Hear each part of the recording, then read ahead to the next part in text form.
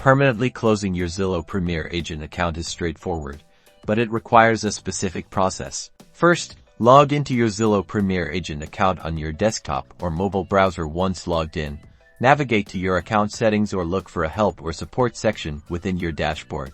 You're unlikely to find a direct delete button, so your next step is to initiate contact with Zillow's Premier Agent support team. Look for options such as Contact Us, Support, or Help Center to find their direct contact methods, typically email or phone.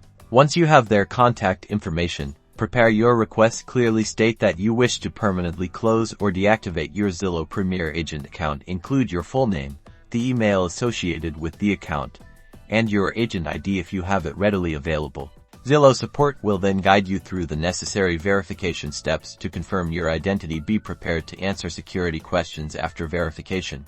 They will process your account termination request, and you should receive a confirmation once the account is fully closed or deactivated. Allow a few business days for the process to complete, and if you don't receive a confirmation, follow up with support to ensure your account has been successfully removed.